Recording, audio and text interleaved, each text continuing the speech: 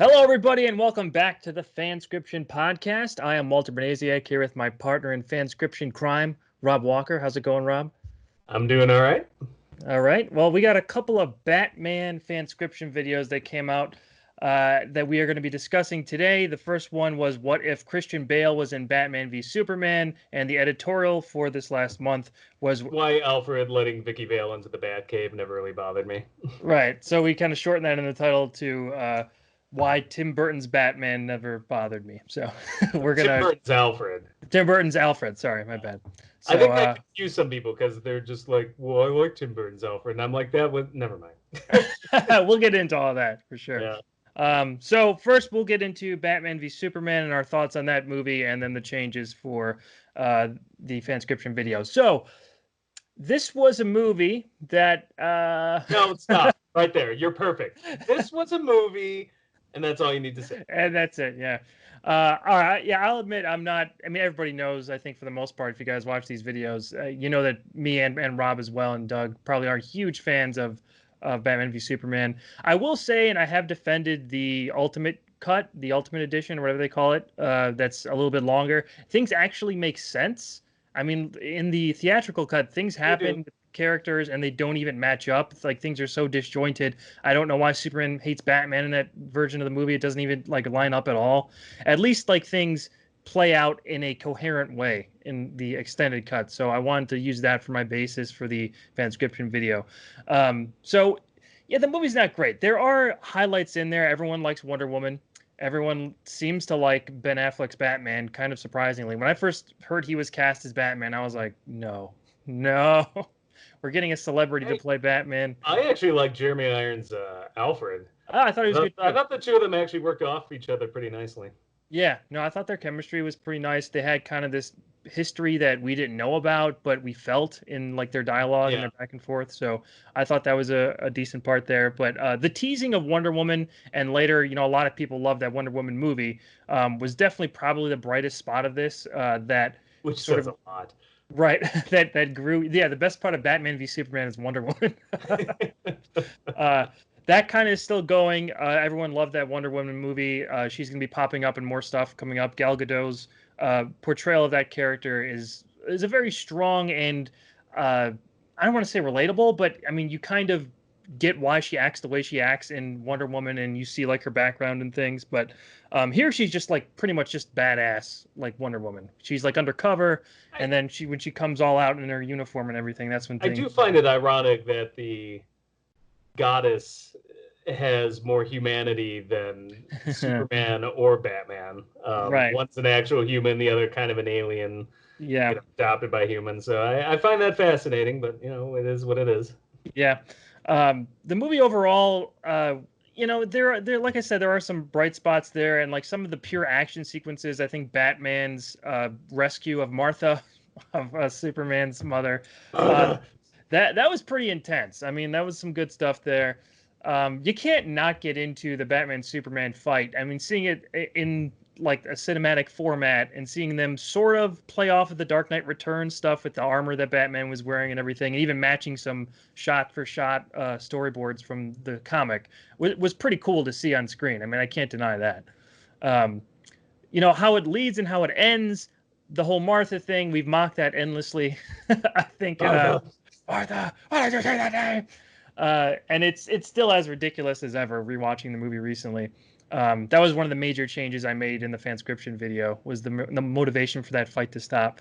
And also Lois being just everywhere all the time. I love Amy Adams. I'm a big fan of Amy Adams. I think she's a great actress. I really like a lot of her movies. Her as Lois, it's obviously not her fault because, I mean, she's just doing what she can with material that she's given, but she's just everywhere. I don't think they've had a good Lois in the movies since Margot Kidder. Yeah. Because Superman Returns, that 12-year-old trick-or-treating Lois just was not doing it for me either. So Kate Bosworth looked pretty young, and she had like a 10-year-old son. I was like, what? So it was a little it didn't seem to match up with what they were trying to portray in that movie. But Superman in this movie, I also like Henry Cavill. I can't knock that guy too much. I've seen other movies and other shows that he's in that he's good in. I mean, a lot of people like The Witcher. I haven't seen that yet, but a lot of people like him in The Witcher. The irony of it is, I love Henry Cavill in everything I've seen except for the Superman movies, because Right. I honestly got turned off by him because of Superman, and ever since then, I'm like, man, I love this guy. It's just Superman is the only thing that the role he's kind of like most known for. But yeah, no, you should watch The Witcher. I love him in that. I've heard he's really good in that. I gotta check it out. I liked him in the Mission Impossible movie. I thought he Oh, was fun in I that. love him in that too. The fucking porno stash. He's a really he's like Yeah. Yeah, he's great in that. So I mean, in this, I think in Man of Steel, at least he was like given some kind of, like you're talking about, humanity. There's something beneath the suit in that movie that you kind of saw a little bit once in a while. They were trying. Right. Right. In Batman v Superman, it's just like mope to the next level. I mean, he's super, super mopey. I like him as Clark a little bit more in that, because we got to see, at least in the extended cut, you get to see him do some investigative stuff in Gotham and like trying to find out what happened with Batman and like that was something I did enjoy in the extended cut was more Clark. So yeah, I don't know. There's something about him in those movies, and I don't think it's just him. I think the writing's not very good, but it just doesn't give him much to do. So and besides that, I mean, we all know about the crazy version of Lex Luthor that Jesse Eisenberg played in this movie. And yeah, I mean, I give them credit for trying something different, I guess. It's a completely different portrayal of that character than I've ever seen before. I've never seen that version of Lex Luthor pop up. So at least I love bringing people together. He is so spazzy. The Joker. That's what he reminds me of. I know. Yeah, he is very Jokerish. It's like they so didn't want to do The Social Network necessarily, that they just wanted to go completely opposite, make him even more goofier and weirder. And it didn't work out. I mean, I can't say that Jesse Eisenberg is a bad actor either. I've seen him a lot of great stuff. I think he can pull off a certain kind of character really, really well. Loved him in that first Zombieland movie too. I mean, like going that far back. So, I mean, he could pull off like at least some variants of that kind of nerdy character. I mean, like even like we're talking about Social Network, I think he's really good in that movie too. But this is just, it shows that he has chops beyond just the nerdy guy and can do more crazy, zany type stuff. But when you're talking about this iconic character, you need to have some semblance of what that character is known for over the decades that he's been around. The weird thing about the movie is I remember sitting there in the theater thinking, had he just played this like The Social Network, this honestly could have worked probably really well. But it would have been The Social Network. Yeah, right. It's almost like they wanted that, but then they're just like, well, but we can't do it exactly the same. Then I'm like, well, then don't cast him and don't go that route if you're worried about that. Right. And, there were rumors for a long time there that he was the real Lex's son, like, because he mentions his dad in the movie, like he's the guy who built LexCorp and everything, and they don't know where he is or something. He's like left. I don't think they said he died. I think he like is just gone. So I thought maybe that he would pop up again. Oh, okay, this is the real Lex. This is Alexander Luthor Jr., whatever you want to call him. I don't care. Yeah, but it never happened though. It never happened. Yeah. We got the head shave at the end of this movie, so that was kind of like, oh, I guess he is Lex now, I guess. Yeah, right. The head shave. I thought that was a wig the first time I saw it, and I guess not, because they shaved his head and it looked like it was his real hair. So impressive mane there, Mr. Eisenberg.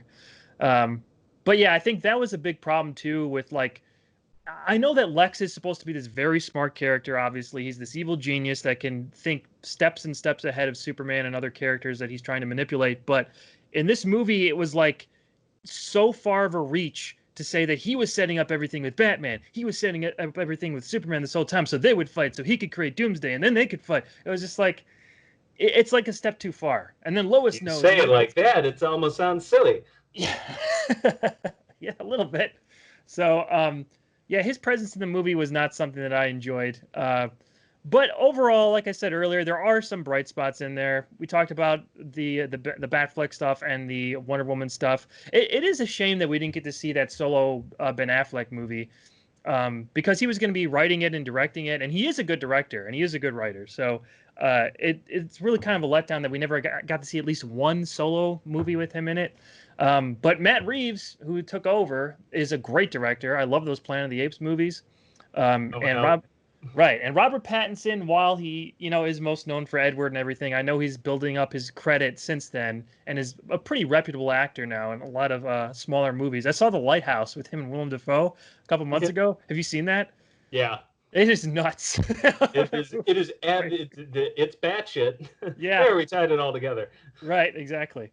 So I mean, I don't judge. Like, you would think people have learned their lesson with Batman for 20, 30 years now of, like, let's not judge right away. Like, the pieces, it'll either fall into place or it won't, but prejudging. So I'm like, would that be my first pick?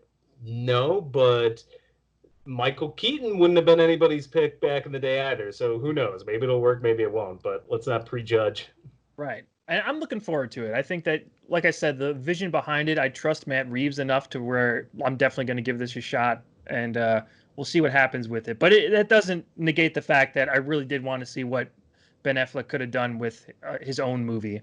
So we never got to see that, but who knows? With everything happening now, with Michael Keaton supposedly coming back in these movies and the multiverse thing coming up, maybe sometime down the road, we'll see Batfleck return. And that'll be the title of the movie, Batfleck Returns. And maybe then we won't have the sad Ben Affleck meme. It's great when they have him next to Chris Evans, or Chris Evans like clapping hysterically in that press junket, and he's just like, it's hysterical. It's pretty funny. Hello, darkness, my old friend. The slow zoom, it's so good. Well, anyway, that's our thoughts overall on the movie. You guys, I mean, there's, I feel like at least 10 videos on this channel that has more thoughts on the movie. And there's also that Nostalgia Critic episode of it, so you can check that out. But for the changes for this episode, this I had to treat as a sequel to The Dark Knight Rises and a sequel to Man of Steel, while incorporating most of the plot elements of Batman v Superman. So this is a very tricky set of circumstances I had to get through. And somehow I thought it was more coherent than what we got in real life, which is kind of fascinating to me.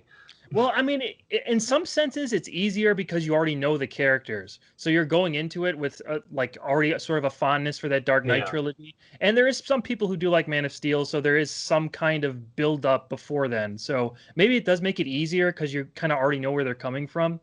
But in terms of like stitching everything together, it usually takes me like one full day to write a script for a FanScription episode. This took me 3 full days to try to piece things together. And I was also using the Ultimate Edition that was 3 hours, so like trying to see where I could fit these pieces in. It was really difficult. Yeah, it was a tough one. But and you know, a thing that I mentioned at the beginning of the episode is I hate when they do in these movies like undo the happy ending. Because for better or worse, we got that happy ending with Bruce in The Dark Knight Rises, where Alfred sees him in France and he's with Catwoman, and it's like, okay, he's not Batman anymore. Joseph Gordon-Levitt is drink that you were drinking somewhere in Verona, and there's a cappuccino, and it looked delicious. You're ruining that for me. Now I'm leaving. I loved to jump ahead a little bit, I loved your Michael Caine impression in your editorial video. It was freaking hilarious. I'm leaving. And I'm keeping the jewelry. I will get into that in a few minutes. But yeah, so we had to kind of set him to a new low to start this off because he was done. I mean, everything was wrapped up pretty nicely. Wayne Manor became an orphanage, which I was a big fan of that part of the ending. I was like, that's perfect. I think that's a perfect ending. If he's not around anymore, that's like the perfect ending. It's so hilarious when you think about Wayne Manor's school for orphans. Alfred is like Professor X. Actually, we should make that FanScription episode. And you're all into Batman. Yeah, Bat Boys right now. Good night, you princes of the Batcave. They're all sleeping upside down. You have to try. Blood rushes to the head. So I was at least a fan of that ending, or that part of the ending. And we had to undo all that stuff. So it feels cheap, but there's no way around it. You kind of have to do that to get him back into the fray. So I have it as a similar thing to where in the beginning of Batman v Superman, we see Bruce's perspective on the events of Man of Steel, which I thought was really smart. And I thought they were going to lead up to like sort of a reckoning for what happened that day with Superman. And they, of course, didn't do that. There was a whole separate incident in the desert, which you didn't need at all, which is why I cut it in my version. But seeing it from his perspective was really cool. So I had Bruce see that just on TV from France or wherever he is in Europe, and he sees all that happening. And I have sort of everything going wrong with that orphanage and everything. So we have Alfred, that priest who was involved with the orphanage and everything, and Joseph Gordon-Levitt's character, John Blake. They all die in Metropolis that day. So it's like this personal grudge that Christian Bale's Batman has to come back. That's the thing that brings him back from that perfect life. Not only was his friend Alfred killed in that, but at the same time, this person that he set up to carry the mantle of Batman is dead. His orphanage that he set up, this whole will thing, is completely out the window. So everything he tried to do has failed now. So he feels like he has to go back and right that wrong. But at the same time, there's Superman, this alien threat, who is sort of the target of all his anger. So the buildup of that fight, I feel, is more organic, you know? It's not just we were meeting this it is. for it the makes first time. sense. Right. So it's not just meeting this Batman for the first time. And while you accept it in the movie because of the great, back and forth chemistry that Alfred and Bruce have in the original Batman v Superman movie, there's just more background to go off of. And I think that would have been a better starting point for the Batman Superman feud. And, call me crazy, but I wanted to keep it more about Batman v Superman instead of all. Yeah, I noticed you took out a lot of Wonder Woman, and I'm like, that's risky because it was the only thing that worked in the original. I know. The thing with Wonder Woman, I wanted to keep her in the movie because she was such a bright spot, like we said, but I wanted to have her sort of be the lead into the larger universe stuff. So she still has a big battle with sort of the half Doomsday, half Zod thing that was going on at the end. And she's kind of like the background of what's going on with Luthor and everything, and like what's going on behind the scenes is separated from Batman and Superman in this version. Is sort of the Wonder Woman Luthor stuff's over here, and we still get to see some action in there too. So I didn't cut her out completely, but she was still there, but right, as you said, a reduced role, because in a movie called Batman v Superman, it should be about Batman, Superman, and the letter V. Yes, exactly. I didn't get enough screen time for the letter V in there. Next time, maybe we'll do that. What if the letter V was the main villain in Batman v Superman? And if it's Sesame Street style, it's got to be brought to you by number as well. I would say in this case, the number 2. The number 2. Excellent. That's what we're going to do. That's going to be the next crossover. What if Batman v Superman was in the Sesame Street universe? Looking forward to that. Look out for that next month. Elmo made a promise and he hasn't kept it. Oh my God, they should do that. That's a great idea. Recreating trailers with like Muppets and stuff. Oh, I think we should do that. That's the next FanScription. Look out for that one too. So, another main thing I wanted to implore here is that since Alfred is dead, we still have the Lucius Fox, Morgan Freeman's character, is still in this universe. And he is much more of he builds the weapons for Batman, all that stuff. So I think he would be more on Batman's side if we have to prepare for this threat. He wouldn't be totally against. I do like though, that he's still trying to talk Bruce down a bit. Yeah, he is. Because that was always something in The Dark Knight that was one of the things that made me laugh the most in The Dark Knight, which is just like, I'm going to violate some constitutional rights and listen to people's phone calls, and Lucius is like, well, only if it's this once, just this once. And I'm like, in what universe is this? Like, I mean, Lucius can say that absolutely, but I'm like, man, any superhero that all of a sudden gets that ability to make their crime fighting days easier, I'm like, they're gonna take it. They're gonna fight it. Sure. I mean, in this version too, I mean, I think this is where Batman is now, because Bruce Wayne publicly is dead, so he's kind of doing whatever he wants. So he probably is doing all that stuff now. He's been pushed over the edge even more than before. So yeah, he probably is like listening on phone calls, all that stuff. I'm a lone wolf, Johnny, a rebel. So having Lucius involved in sort of the prep and building of the weapons for fighting Superman, or as he says, it is more Superman defense weapons in case something goes off, where Bruce wants to go on the offensive, and he kind of finds that out too late, and Bruce is he's just off the deep end with revenge feelings against Superman. So when they actually fight, I wanted to extend that out. So if this was real, quote unquote, that would be the climax. Like, we cross-cut sort of between this and the Wonder Woman Zod Doomsday fight, but that would be the main climax, would be Batman v Superman. And the ending of this, like we said earlier, I didn't want to be the Martha thing. I think the Martha thing was just so weirdly coincidental that they're like, oh, because it's Martha that triggers the thing. It's like, and why would Superman say Martha? Why would he even say Martha? You're letting him kill Martha. Like, why would he? Like, what? He wouldn't say What was that Martha. line Peter Venkman had from Ghostbusters 2?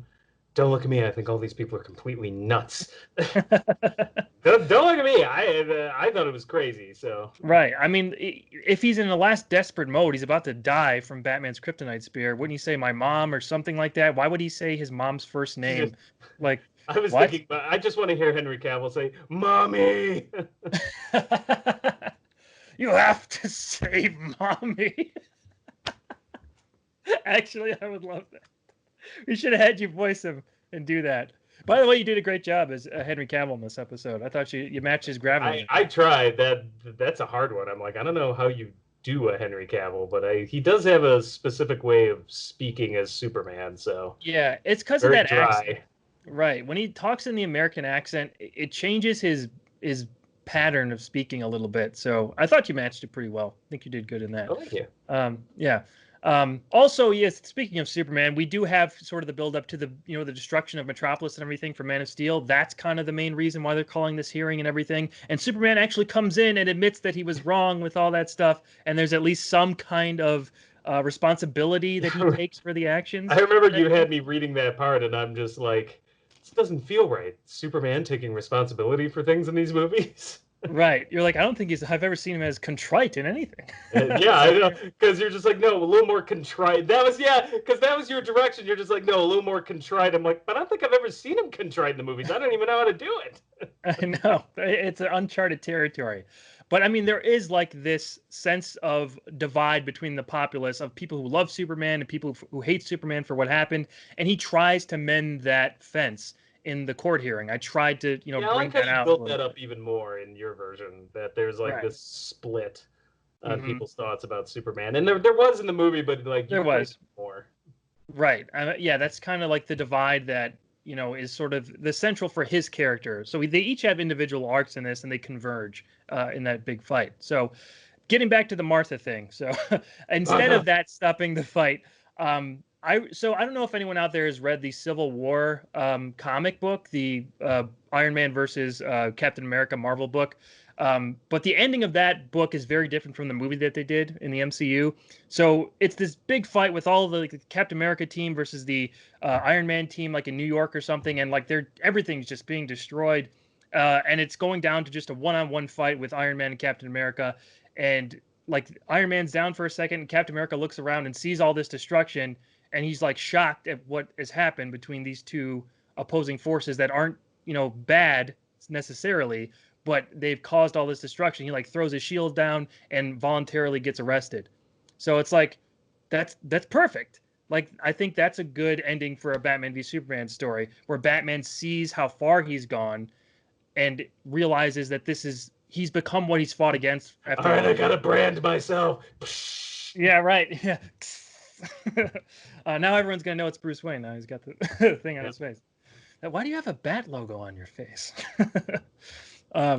So the way to exemplify that and show that on screen, I think, would be advantageous to show like the innocence of what Bruce used to be as well. So it's these two young kids that are kind of in awe, like these homeless kids in Gotham, because Gotham has gotten worse in this version of the story. So there's still like rampant homelessness. They did slightly remind me of the two orphan kids in The Simpsons, Patches, and I forget what the other one's name is, but we're so hungry. Please don't kill Superman. Yeah, I had Tamara voice over that, so it sounded, very light. Did the best I could. I don't know any little kids anymore, so yeah, that I think at least showed off that Superman still has this sense of hope that he brings to people. So once Batman kind of sees that, he sees that he caused this destruction and hurt these kids and almost killed these kids in his like rage to kill Superman. And you could still have the connection back to him as a kid, like because he was a kid when he was orphaned and everything. So you can still have that, but it's not direct where we show the flashback and Martha. I will say there was another part of me though that was hoping Batman would just be like, "I lost my parents at your age. You'll get over it." Yeah. You'll be fine. It was make you stronger. You want to dress up like a bat. Got an extra helmet. You can stay in the cave if you want. So he kind of flies them off and everything, and that's where we end that scene with Batman, or Bruce gives up being Batman at that point. He sees he's gone too far. Bruce Wayne to the public is dead. Now he's just going to stop being Batman. He thinks he's failed completely. And now it's not I'm the just first Bruce time. Lame. Bruce Lame. So he's kind of lost after that. And we get Wonder Woman coming back in to be the Nick Fury of this version of the story, where she kind of builds up that the Doomsday Lex Luthor thing is still out there. So that's kind of the tease for the next movie, is the team up that we see between these three characters. And you could sort of build a Justice League from there instead of cramming everything into one movie and then, oh, now we got the Justice League at the very next movie. There's some kind of logical progression here. So Logic. Who needs that? This right. is WBDC we're talking about. I know, you're right. So like having, that scene with them at his own grave, I think that could be really cool if you see Bruce at his own grave, because everyone still thinks he's dead, and then we see Wonder Woman and Superman come up and talk to him. So why does nobody plant more flowers? This grave looks terrible. Nobody lives here anymore, I guess. Why am I talking like Batman still? I am Batman. He just screams it. I really wanted that quiet scene at the grave, like as Wonder Woman's talking, to have the Wonder Woman music in the background. I'm like, it's very thoughtful version of it. So yeah, it ends sort of on a tease there about what's going to happen next. Batman's at a new low again, but I mean, there's this tease for something he could do positive to make up for his mistakes. Superman and Wonder Woman are teaming up to look for Doomsday / Luthor, and there's more adventures to be had. But we had at least a full arc with Batman and Superman in this one, so that's what I wanted to bring to the forefront. So hopefully I did that. It seemed like most of the comments were pretty positive for this one. I'm glad most people liked it. I thought Anna did a great job with the concept art for this one as well, so thanks to her as always. And that's about it for Batman v Superman's fanscription. This was not my idea, actually. This was, I think, one or two people suggested it, I think, on Twitter. And I was like, okay. So if you didn't like it, go blame them. Yeah, go blame them. And I did put up a poll. I said if you guys wanted to do a sequel to the Lion King episode we did, what if Scar rates Simba and the Lion King? And you guys voted for Christian Bale and Batman v Superman. So get what you vote for. Yeah, maybe one day we'll get back to the Lion King one, because I got a couple ideas for that. Sometime down the road, we'll get back to that. But that's what we got for this one. Now, the editorial, Rob, if you want to take over here, this is the Alfred, the Michael Gough Alfred, which I was a big fan of. Always loved that Alfred. I guess. Right. I guess all of our fans like him too, but I can tell you this, things have changed over the years, because there was when I was a kid and saw Batman, that was a big deal. There was a lot of people, they were pissed off. Alfred would never let Vicky Vale into the Batcave. How fucking dare they, blah, blah, blah. To the point that, like, Burton kind of walked it back, allowed them to kind of, like, walk that back a bit in the second film, where, they call Michael it out. Keaton's character, Bruce Wayne's making fun of Alfred for it. And then when Batman Begins and The Dark Knight came out, that criticism got brought up all over again, because there started to be this debate about, which Alfred do you like better? And time and again, I saw people on the internet posting in forums, well, at least he didn't let Vicky Vale into the Batcave, and like people going off about how, it's such a betrayal of the character of the comics would never do that. In our own forums, that would happen. I got into some arguments with people about that. Yeah. And now, years later, after the dust has settled on The Dark Knight Rises and everything, which people also defended like crazy back in the day, now all of a sudden everybody's like, I never had a problem with Alfred. What are you talking about? Alfred's completely fine. I'm like, only comic book nerds, man. Only comic book nerds. I'm just like, every decade it's something new. So, but sure. So now apparently people have come around again and they're like, oh no, I didn't have a problem with that. I'm like, okay, that's not what it was like. And I'm maybe our new set of fans are skewing younger.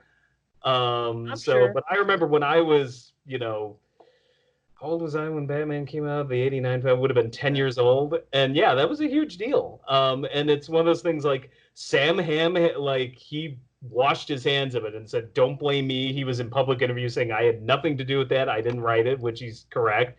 Burton defended it a bit and then walked it back a bit and has been kind of off. So they publicly had to come out and talk about it. That's how big of a deal it was. So it was a big deal. I guess people have forgotten now, but so it's one of those things that it never bothered me when I saw it because it makes complete sense for that Alfred to do. It's not something I wouldn't see the Batman from Batman the Animated Series doing it. No, I wouldn't see really Michael Caine's Alfred doing it. He was all over the idea. It's like, can I tuck you in your little bat jammies, sir? Like this, the second Bruce comes up with the idea, he's kind of into it. The Rachel, I mean, he might have like with Rachel being so close to the family and he knew Rachel her whole life from when she was a kid. I think he might have, if things were different, if she didn't die in Dark Knight, I could see kind of maybe he would have pushed that to happen. He might have done it then. Well, I could see it happening in The Dark Knight Rises just because Alfred flip flopped him like crazy. Yeah, I don't even. You do go over that quite a bit, right? So, but in Burton's universe, like it made total sense to me because I'm like, you've got what is essentially RoboCop running around pummeling criminals, and it's heavily implied dropping them off buildings. Clearly, like, and clearly in the movie, blowing them up with the Batmobile and the Batplane, and like, I don't know what the final. He tries to kill the Joker, but didn't work out when he shoots him with all his ammo, and he doesn't get hit at all. I actually love that scene. That was another scene that didn't, but it was so comic booky that I was like, I love it. The way he pulls the giant gun out because it's so Joker. But I don't know what the final body count is in that movie, but it's probably in a couple dozen maybe if you count them up. When he blows up that plant or whatever, there's at least the Axis chemical plant 5, 6, 7, 8. With the Batplane, before he gets shot down by the Joker, you see guys just flailing like like riddled with bat bullets. So. And in that version, I'm like, I just don't see this kind old codger, which is what they had Alfred as, just being all over this. Just like, oh, good shot, sir. I would feel like he'd be like, this is a little disturbing, sir. And I like how his whole MO through the whole movie is just basically like, sir, if we could just get you laid, I think maybe a good banging here or there might cure you of this psychosis. Because like from the start, he's like trying to get him set up and married. You just get a trophy wife like any other normal crazy billionaire. Right. I wanted to say, so the title, like we talked about earlier, is "What If," or not "What If." Why Tim Burton's Alfred didn't bother me. So we couldn't fit into a title like why Tim Burton's Alfred. It was okay that he let Vicky Vale into the Batcave. It was too long of a title. So I think a lot of people were a little confused because, I mean, growing up, like I'm the generation right behind you, so I discovered those movies a little bit later in the like early mid '90s or whatever, or mid '90s. I was a baby in the early '90s, but I know. But I always loved Michael Gough's Alfred. He's just so warm. And he's just got this real sincerity to all his and he's got like this old against school... Michael Keaton's Batman. Right, exactly. It's why, as much as I like Michael Gough, I didn't like him as much in Batman and Robin because they started softening Batman up so much that I'm just like, this is just, there's nothing really for him to play off of, and then they're like, well, we'll just kill him. We're going to need a bigger cave. And then and then there were a couple of weird moments. It's like, I took the liberty of taking the measurements myself. Right. I'm like, how, when, where, and why, Alfred, did you get your niece's, freaking measurements, like to create a skin tight Batman outfit with bat boobs and everything? I'm like, it's a little disturbing. Yeah, and it was like the CG version of him or something. It wasn't really him. It was his consciousness. It was like Jor-El. I don't even know what that was. That still doesn't make sense to me. But anyway, so I grew up liking Michael Gough's Alfred. Always really liked him. So, seeing that title, I probably would have had the same reaction. Like, who doesn't like Michael Gough's Alfred? Like, but I mean, it is about a specific incident.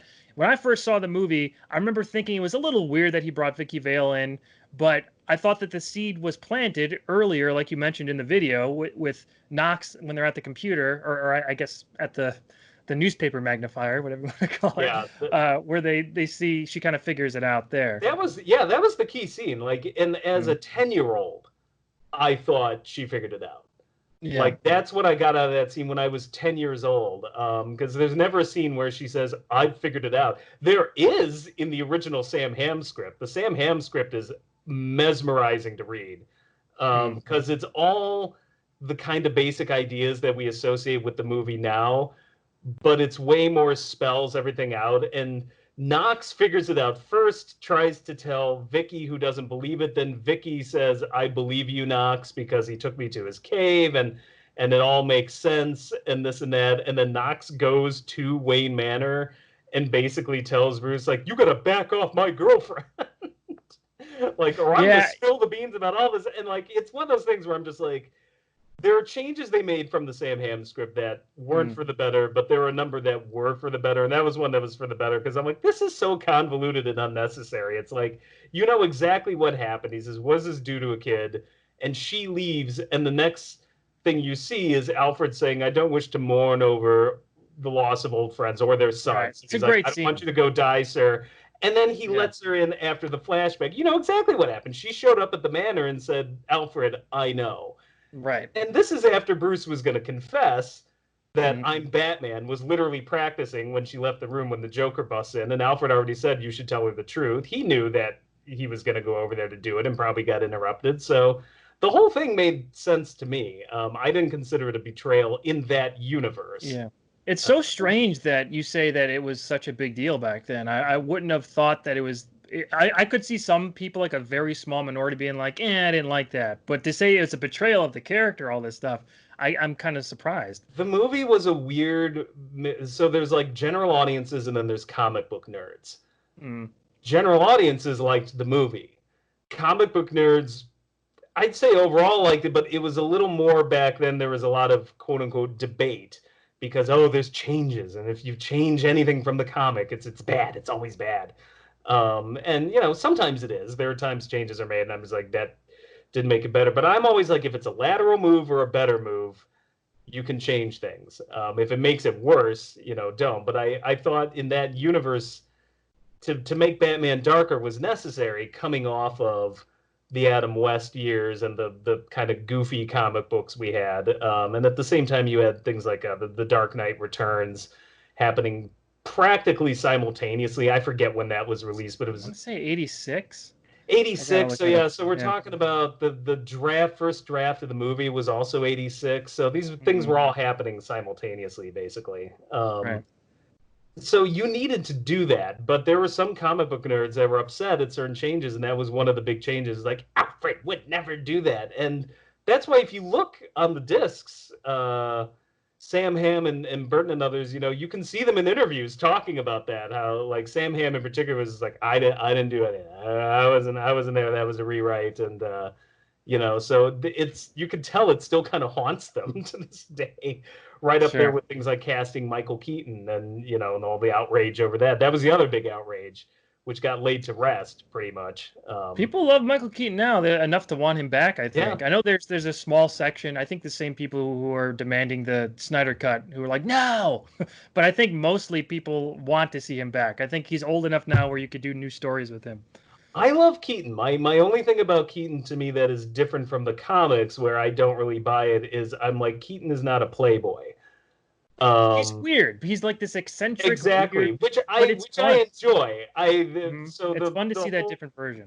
Yeah, it's definitely a different version. Whereas that was the one thing I thought they got about Val Kilmer was I'm like, I could see him as a playboy, and then certainly Clooney's Bruce Wayne was fine. It was his Batman I thought sucked.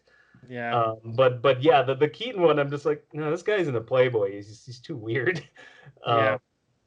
He's kind of like the Hold Up, the Shut In. Right. Yeah. He's a like weird recluse, like billionaire. Yeah, exactly. And I'm like, yeah, that's kind of, in a weird way, I feel like that's what he would look like. Whereas in the original, I always felt they were going for like a Zorro thing, like he's Don Diego de la Vega, and he's like, he's like a heartthrob in this. But I'm like, in reality, I think he'd probably be more like Michael Keaton, right down to the fact that he really doesn't give a shit if he kills people. Killing people. I think what the weird thing for me in the Batman movie with the killing and everything, I mean, like you said, like in the video, this is the first time that they're putting him up there. Like you had to kind of go along with what was happening at the time, and it worked. I mean, like you said, I mean, Yeah. we owe a lot of like the success to comic book movies now because And of how well it's also 1999 Batman did. it's a product of its time too. I mean, when you look Oh, at that's what 80s I'm movies, saying. as I said, that's the RoboCop era. Like you couldn't get Right. too dark in the 80s. Right. I think what confused me a little bit is that he goes out of his way to save people sometimes, like the bad guys even. He's trying to save Jack Napier, you know, before he slips out of his hands. But at the same time, he'll just kill anybody like right in his way sometimes. So, and it's kind of like this give and take thing with well, the him. weird thing about Napier is, as a kid, and I've never been able to reconcile this, I've never been able to figure out, did he really try to save him, or did he sit there for a second, think about it, and was like, nah, and let his hand slip? Because it's the way that whole scene is shot, it's very weird the way it all unfolds. Because he grabs him at first, and then Batman's kind of like trying to hold him, but then looking there, and he's got this kind of look on his face, and then Napier slips. And I always wonder, it's like, did he let him fall into that vat of chemicals, like Joker says at the end? Sure. I can see what you mean by that. I think it was more because that suit is so stiff. He can't move or emote the right way if like strain, you know? I think it was just like he had to kind of stay here and it looks awkward if he's like wincing too much. So he, you know, I think it was just but like he's the able to hold on at the end as he's like dangling off the cathedral. Like, so I don't know. I always look at it, I was like, well, Batman seems pretty strong. I must be like, maybe he's just like thinking about it for a second. It's like, fuck this guy. I could see that being a viable, you know, view on that scene. I think he was trying to save him and he just slipped. And there are other examples of that. I think the reason that the other movie. thing that you have to consider is the big plot point in that movie is that Gordon wants Napier alive. He wants him. They want to capture him alive, get him in a crime, maybe get Grissom in the act. So Batman might have known that, and they're like, all right, well, I'll try to save him, and then he slips. Most of the other people that Batman kills in the movie are the henchmen, and if I'm Batman, I'm like, this guy isn't a high-profile criminal. They're not going to get anything out of these clowns. Off him. Off him. Yeah, true. But yeah, I mean, you know, even in Batman Returns, we use that clip where he straps that bomb to the red triangle. That's my favorite scene in the movie. Still is. It's become a meme where he does that smile and he like goes back at like the crazy face and he's all blurry. I love that. It's hilarious. It's just the way he walks away so nonchalantly. I know. And the boom in the background. But, you know, even though I'm a big proponent, we even had an awesome comics episode about this, if Batman should kill. We've argued about this together in a whole separate video. It's forgivable for me in those movies because it is different enough where you can believe this Batman still has some kind of conscience, but is also this kind of rabid killer sometimes. And the issue for me is, that was the hard thing doing that debate with you, is because you had me as devil's advocate. My thing is, should Batman kill? No. Would Batman kill? Right. Absolutely 100%. Like, if we're going with, like, well, what would be most realistic? Like, what would be most likely to happen if you had a billionaire who dresses up as a bat, has all the money at his disposal, and had an angsty backstory? And I'm like, of course he would kill. Like, it's why I like The Boys so much. It's like, we all want a Captain America and Superman, but odds are with that much power, they'd probably be more like Homelander. Right. So, and I enjoy, like, The Dark Knight. I love that movie to death. To me, it ranks right alongside Burton's Batman, but that's always the one thing that I always find a little unrealistic, the way he's just like, only this once. I'm only going to do it this once, I swear. And I'm like, who are you kidding? I'm like, you bend those rules just once. It's like, you've got all the money in the world. It's like, you're going to bend them again. Right. I think the defense you could say with that is that was the last night he was Batman. I mean, because right after that, he's done. So, I mean, like, he never had a chance to go and do that again. That gets into Dark Knight Rises, though, where that whole movie, I'm like, no fucking way. So I'm like, oh, he gives up being Batman now? Okay. I'm like, at this point, like, this guy was doing it all. I'm like, this is an addiction. I think that's what the one thing about Batman that I always found interesting that Burton played up a bit, and I would even argue maybe the animated series to a small degree, is that there's almost something addicting to him about it. Like, he has this drive, this need. It's like, now I've got to solve the problems. I got to do it. Yeah, they do play it up later in the animated series. Like, the interactions that he has with Dick Grayson, why he quits being Robin is great, and that plays into that. His stuff with Barbara Gordon's really good. That's what I was saying. Yeah, absolutely. Right. They do eventually get into that. It is kind of like he thinks he's the only one who could do this. So yeah, that does feed into an addictive quality with being Batman, and just punching crime instead of like, one of the points that Alfred makes that I think is legit in Dark Knight Rises is that like you could just give the resources to the cops. You don't need to do it anymore. I mean, like that is like a legit, no matter if it like that fits with his character or not. That is like, yeah. I mean, he could he could Well, just give it so up. what bothers me about Dark Knight Rises and that version of Alfred is the first version of Alfred Goffs is clearly uncomfortable with the whole idea. And then it's his story arc is about having to, and I'm not counting Batman Forever and Batman, those are different No, movies. I think those are separate Yeah, universes. Yeah. the two Burton films, his arc is basically about resigning himself to the fact that he's like, I'm not going to get him to give this up. So it's more about trying to keep him a little bit on the sane, Yeah. maybe as this is happening. And he does it even in Returns, where he's trying to play devil's advocate and be like, must you be the only freak in town? Why are you so upset with this penguin character? Um, so the Batman or the Alfred in Dark Knight Rises just flip flops too much for me, where all of a sudden he's like against the idea.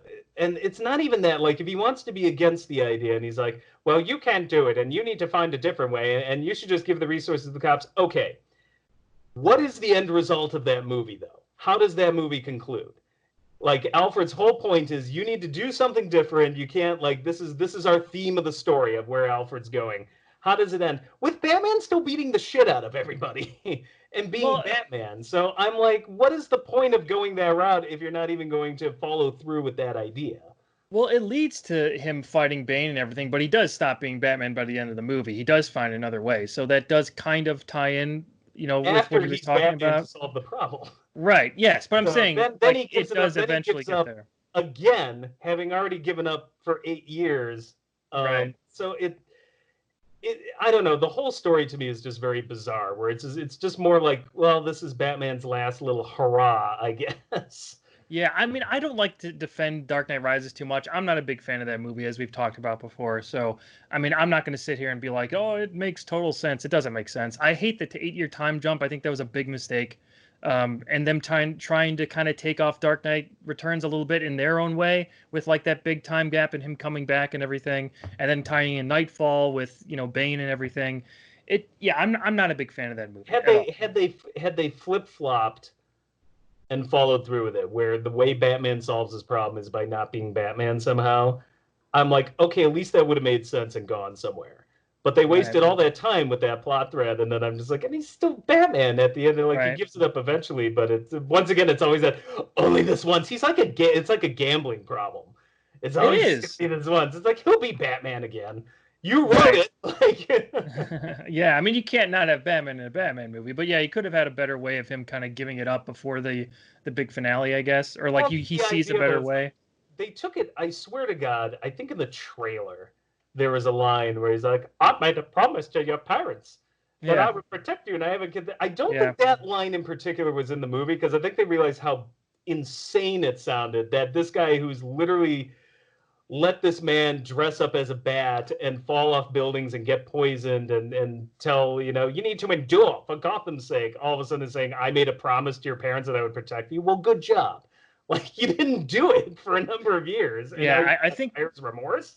right. I could see where that line could have fit into the movie, but yeah, I don't think it is in that scene. I do think. I mean, I love Michael Caine. I think I've said that before. Oh, I do too. Big I fan of love Michael it. The Caine. first two movies, I love his Alfred. It's so Yeah, different from Michael Goff's, and he's for so into sure. it. So I'm not knocking Michael Caine or even Alfred altogether. Just that third movie version of him. No, I get it. I mean, he's very militaristic almost, and you could tell he has this background that we don't know about, but he has like this kind of Tell sense you of how we were hunting battle. blood diamond merchants in the middle Right. of the Burmese jungle, Master Wayne. Yeah.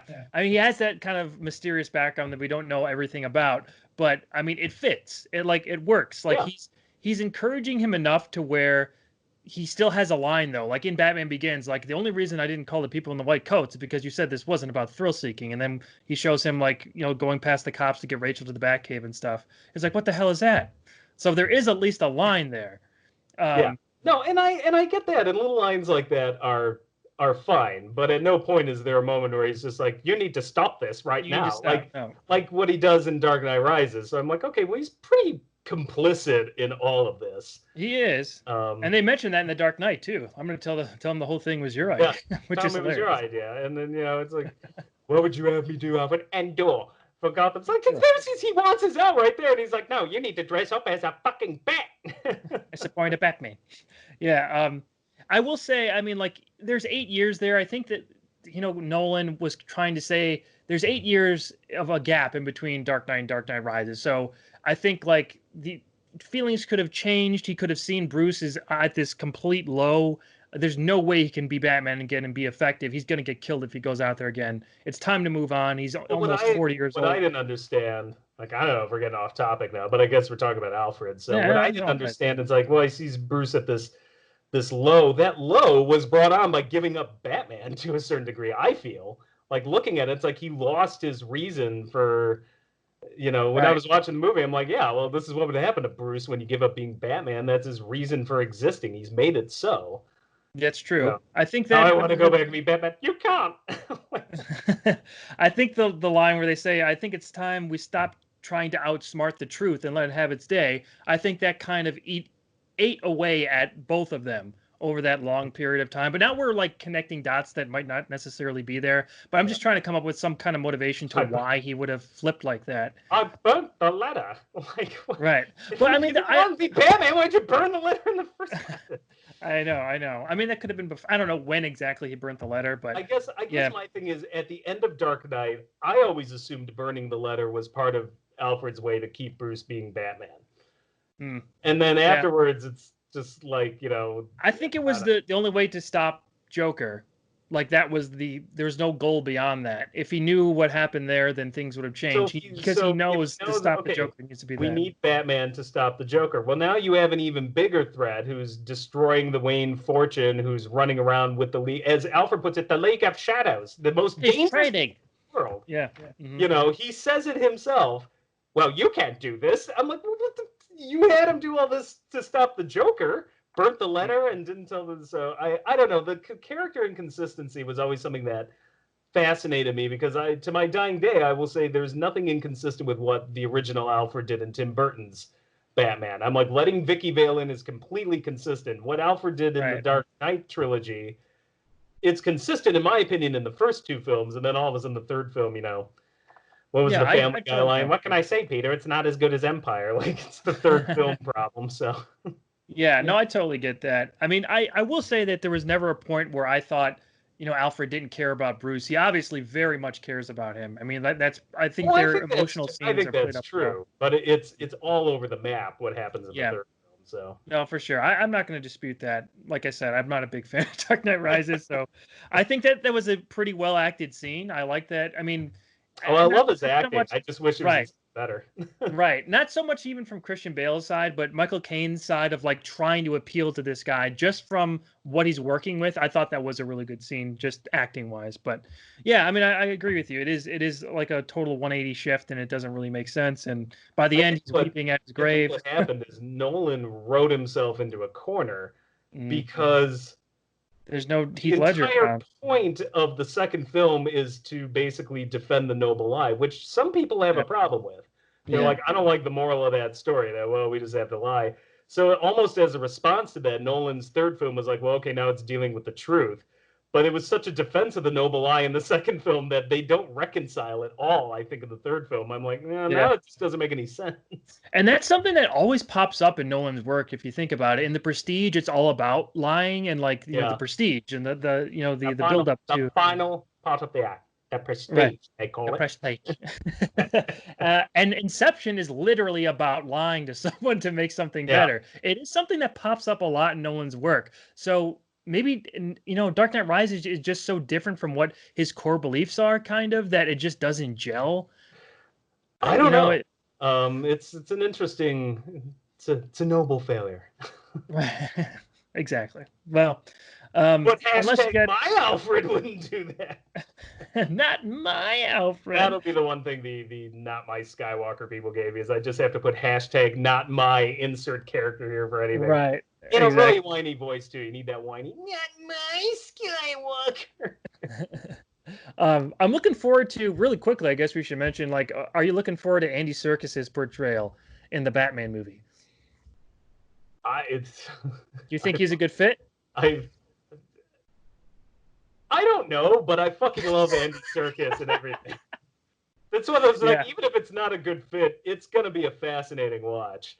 Yeah. So no, I love Andy Serkis. I mean, I'm a huge Lord of the Rings nut, so going all the way back to that. Yeah, so I have no idea if it's going to work or not, but so there's like, man, if it doesn't work, it's going to be entertaining. That's what you can always say about Andy Serkis. Right. So. Yep. I'm a huge fan of Alfred in general, so I mean, I'm looking forward to see what they do with that character. He's one of my favorite Bat Family characters. It's like it's Bruce and then probably Alfred or Dick Grayson. I just love his right, the Bat Fam. I just love his part in the story. My favorite version, I mean, I love Alfred Goff's. I do love the first two Michael Caine. Goff?